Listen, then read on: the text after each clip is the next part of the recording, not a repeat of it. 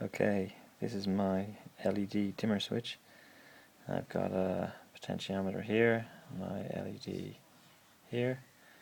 Potentiometer is wired in an analog input over to A0, and we're writing on the pin 3 using pulse width modulation to the LED. I can show it to you working. So it's started off. I turn it on and you can see it getting brighter, and then I turn it the other way and it gets dimmer until it turns off. That's pretty much it. Bright, not bright. Ta-da!